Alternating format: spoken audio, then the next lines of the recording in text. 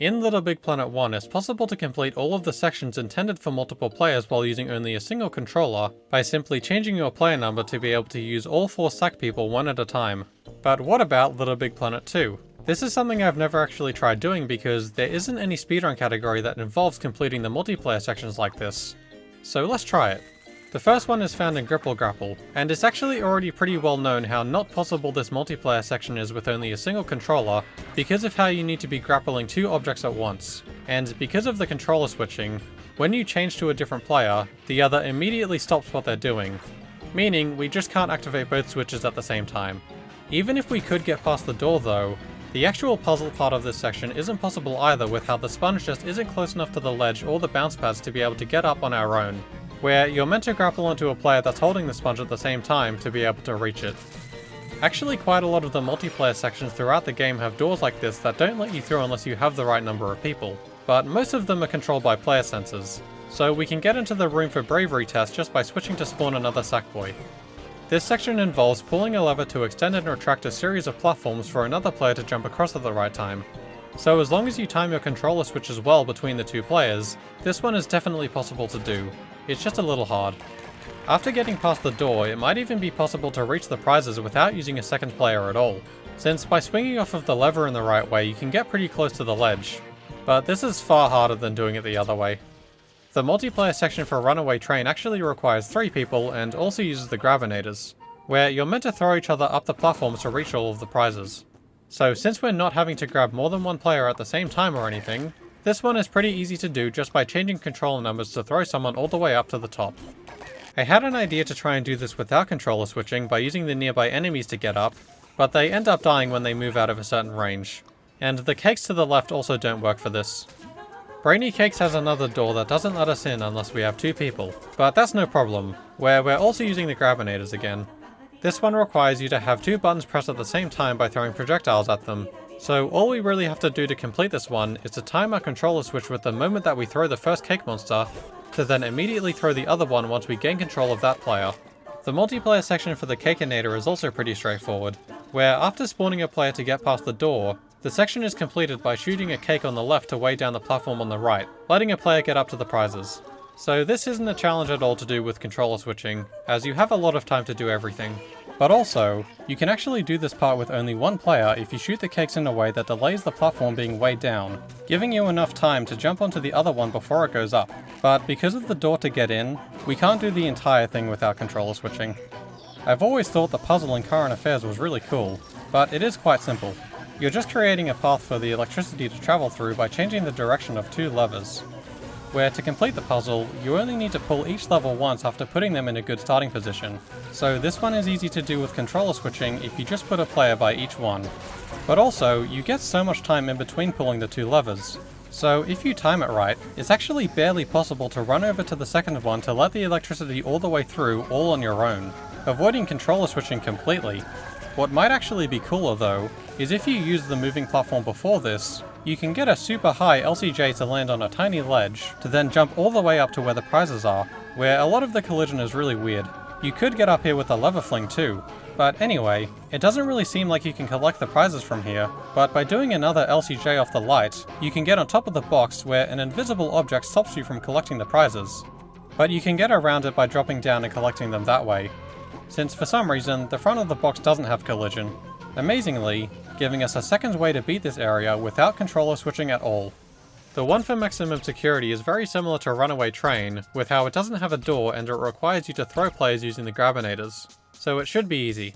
You're meant to bounce up to the right with 2 people to then throw one over to the left. So we can definitely do this one with controller switching, but if you try doing it with 1 player, you actually just barely don't reach the higher ledge from the bounce pad, so I bet that there's something that we can do to make it up on our own. I tried for a while to bounce off of it while grabbing it at the same time, but it doesn't really do anything. And you also can't take the bounce pad anywhere else with you. You might be able to bounce off it as it's falling, but this would be pretty precise and I'm not sure if it would work. So instead, if you just bring up a sackbot from earlier in the level and put them into this corner, you can actually have the platform land on them instead, which just gives you the perfect amount of height to barely make it up, letting us completely finish this section without even spawning another player, which still counts even though we used a sackbot instead. After going through a door and pipe dreams, the multiplayer section only seems slightly problematic, where all you need to do to finish it is spin the 2 hamster wheels at the same time for long enough, which is better than having to grab 2 things at the same time. When we try doing this with controller switching though, the other wheel always loses all of its speed before we can spin the first one fast enough. So I think that if this section actually functioned properly, then it might be impossible, but thankfully it doesn't. I don't know what happens, but as I was spinning the left wheel, the one on the right continued to give out power despite the player inside not moving, until just completing the puzzle. I guess the subtle back and forth movement was enough to keep the lights on. Either way, this one is possible with controller switching. The multiplayer section for Bang for Buck is one of the harder ones that I can remember doing casually, because it requires you to throw a timed explosive between 4 players extremely quickly using the Grabinators, so that it can reach the final chamber just in time for it to blow up the wall, revealing the prizes. Well, thankfully, it doesn't take that long to controller switch, and there's no limit to how many sack people we can use. We just have to be more careful that none of them despawn. But it's not a big problem. So by doing it in a way that lets us instantly throw the bomb as soon as it reaches each next player, we can get it to the end just in time for it to barely destroy enough of the cardboard to let us collect the prize. There's prizes behind the other walls too which use less players, so we can obviously get them too just by doing the same thing, completing this level's multiplayer area with 1 controller. Waste disposal is definitely a challenging one because of how it's designed to have 2 players constantly moving at the same time, so that they can be in the correct positions to press each button. There's also another door to get in here. There's only 4 different positions that the buttons can be in that we need to get through, and they always spawn in the same order too.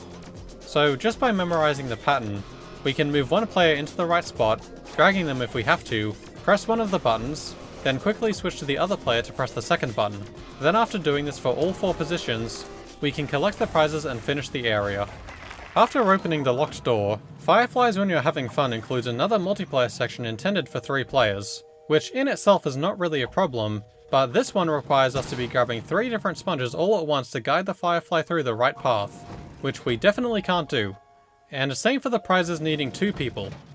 But unlike Gripple Grapple, this area is a lot more open, where for some reason there just isn't any gas or anything to stop Sackboy from going up the prize chute.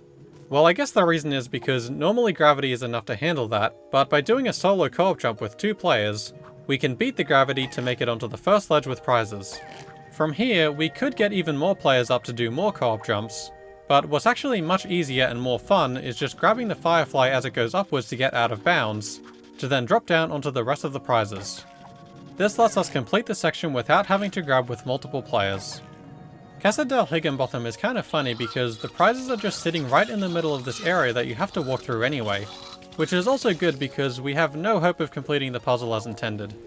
You have to shoot water at all 4 of these plants in the corners at the same time, which works pretty much the same way as grabbing something, where as soon as we switch controllers we lose progress. But again, since the prizes are just sitting there, there's actually a couple of different ways that we can reach them. One way is to shoot the first plant to have the bottom left one open, then stop shooting and walk onto it, where as it closes it launches us upwards to collect the prizes. But a simpler way is to just jump off of the water as you shoot it to gain height. Set the controls for the heart of the Negativitron has another door to get through, so we have to controller switch for this one.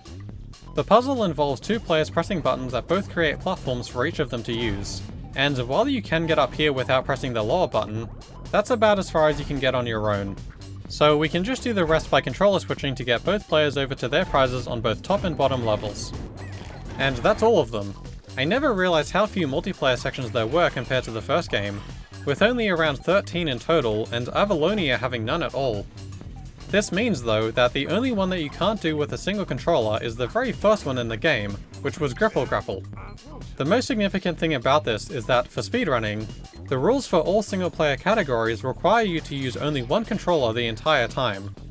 So from as far as I can tell, this means that the entire 100% no create speedrun category for LittleBigPlanet 2 is impossible to complete just because of this one section in this one level forcing you to hold grab with more than 1 controller at a time. I think that's pretty disappointing honestly, as seeing a full 100% speedrun of this game would be super cool. It should make us appreciate more though how amazing it is that the first game is possible to complete like this. But maybe one day something will be found to solve Gripple Grapple. But until then, thanks for watching.